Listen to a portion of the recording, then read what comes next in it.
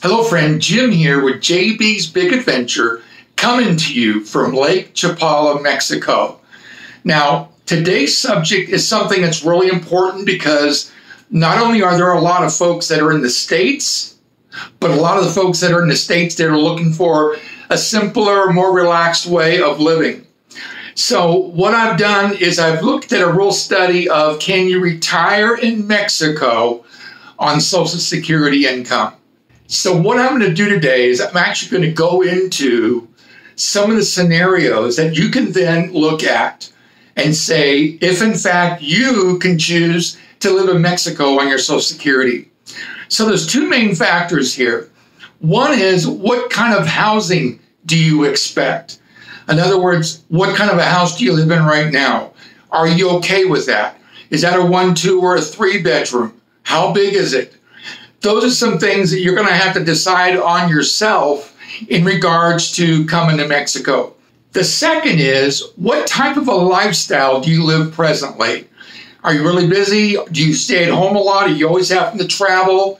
What type of a lifestyle do you have presently today in regards to how that will equate being here in Mexico? Now, in my studying this, I didn't want to just do like there's a lot of YouTube videos that just kind of put stuff together. What I wanted to do is I wanted to get you facts. I wanted to be real. I wanted to be honest and true. So within my research of looking at some things, I'll be sharing that with you. Now, in order to be a legal resident of Mexico, you have the option of being what's called a temporal or a temporary or a permanente, which is permanent. Now, there are 3 types of visas. The very first one is actually a tourist visa.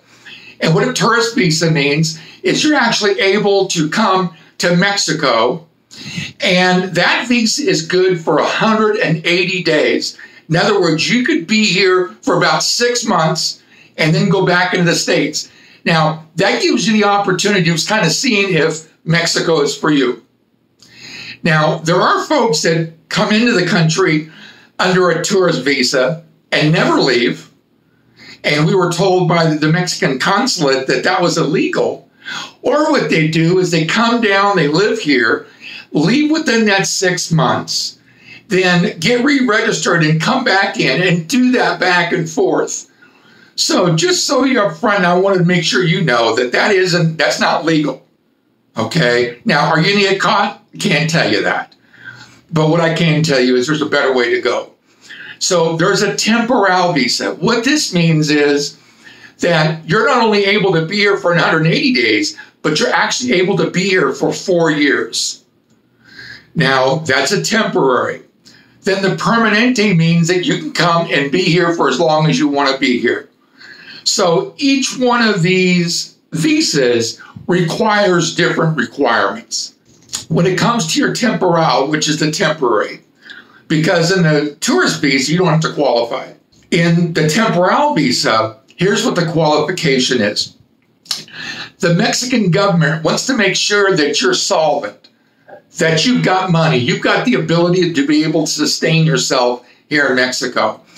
So there's a qualification process. And what I'm going to do is I shared some of that in another video that I did talking about now you decided to come to Mexico and now what? And I'll put that down in the description for you. So the way that they find out if in fact, if you are legal and legally living in Mexico, there's about 12 different steps that you have to provide. Now, the biggest one happens to be the qualifying part. So what they do is they expect from you to have, again, substantial ability to be able to sustain yourself here. So one of the guidelines is having at least, now my wife and I did this about 5 months ago, so this is actually recent, about $1,800 a month of income, whatever that may be.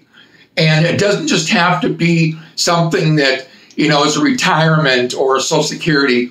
There's a number of things, as long as you can show solvency.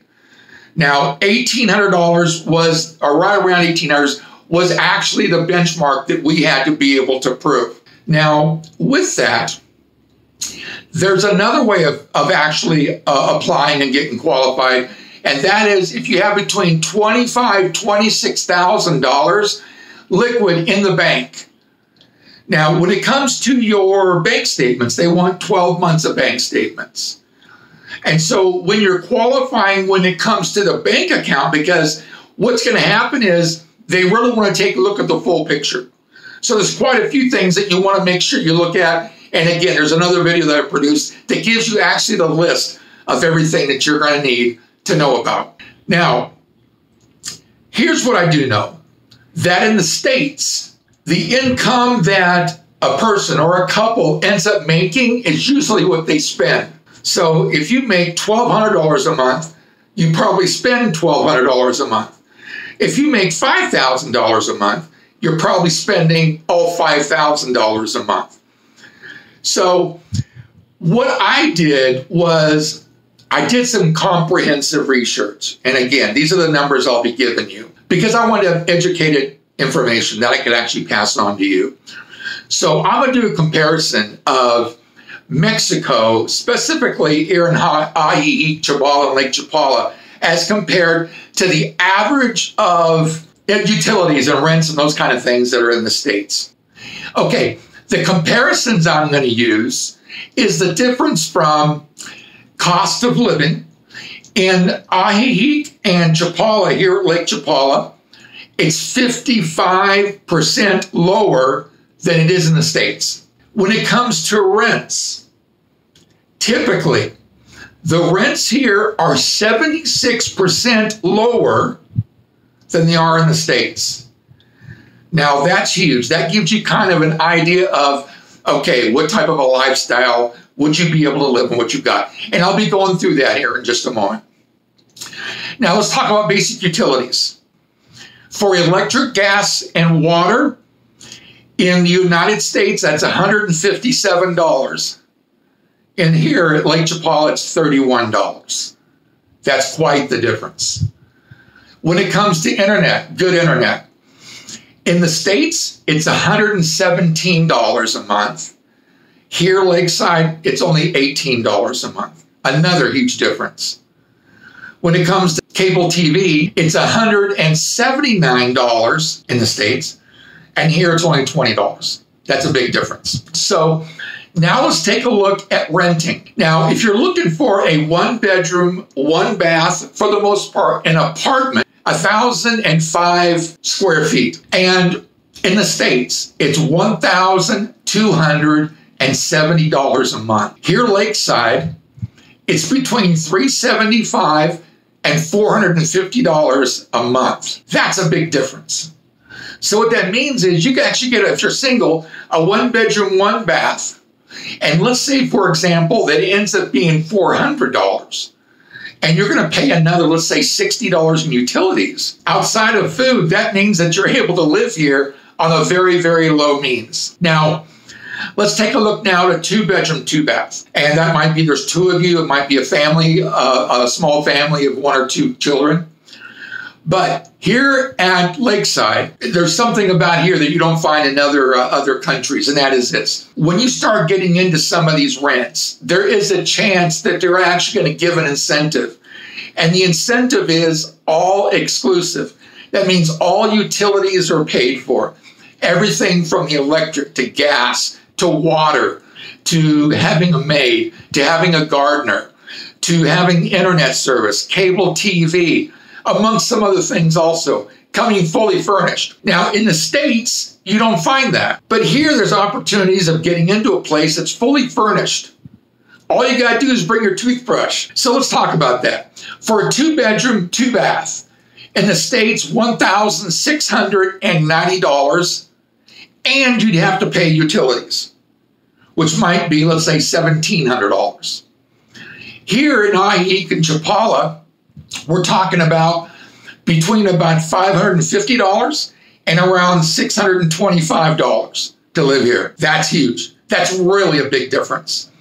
Let's talk about a three bedroom, three bath house, larger family. In the States, that's $3,100 a month plus utilities. Here in Mexico, for the same 3-bedroom, 3-bath, you're looking at between $780 and $820 a month. Huge. So that's the cost of living index of talking about living in Mexico on your Social Security. Now, there's a couple other things I wanted to share with you, and that is this. In the States, if you go to an inexpensive restaurant and you have a great meal, full meal, or if you're in Mexico and have a full meal, in the States, it's about $17 to $18 a person. In Ajijic, Chapala, Lake Chapala, it's only $4. $4 for the same meal. Now let's go to a mid-type of a restaurant that's got a 3-course meal, and this is for 2 people. In the United States, that's between $62 and $65 for that meal. Here in the States, that same meal would be $19. What a difference. And there's something else here that I want to close with. In fact, I want to let you know that this is going to be part 1 of this video, because in the next video, I'm going to have more of a comprehensive budget of what different things are going to cost, and let you be the one that says, okay, I'd like to make the move to Mexico because that fits everything that I'm looking for. But I want to kind of shift gears to something, and that is this, that the U.S. poverty level is actually, per the IRS, $25,100 per household. Amazing. And that's living in poverty. So if you've got a husband and wife or partners that each make $1,000 a month, which is $2,000 a month, and that's 12 months, that's $24,000. You're still living in poverty in the States. Now, if all you make a month is around $1,500, $1,400, $1,300, possibly even down to $1,000, and you come to Lakeside to live, you can live very well. So being able to move to Lake Chapala and come with the same type of lifestyle, I've given you some of the things that you can think about. But what I've also done is, if you're living in a 2-bedroom, 2-bath house in the States and you want to come here and downsize to a 1-bedroom, 1-bath, I mean, I will tell you, there's a lot of properties available.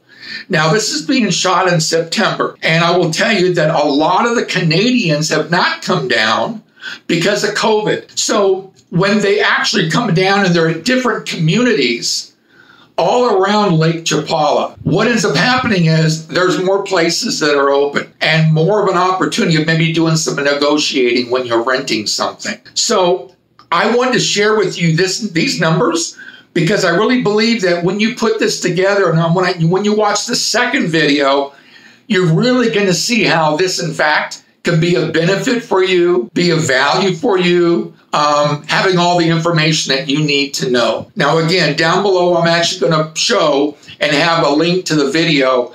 Now you've decided to move to Mexico. Now what? And that has some of the other things, the qualifying and everything, through the border and immigration with Mexico.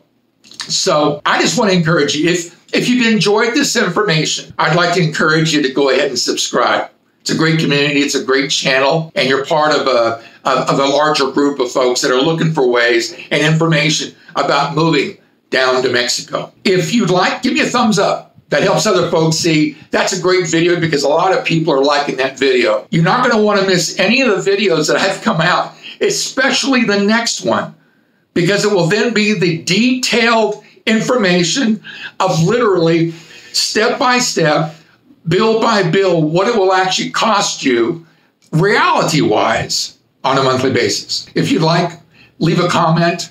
Tell me what you're looking for. If you're looking for a certain kind of a video that's down here in Mexico you'd like to see, let me know that. I really enjoy going through the comments.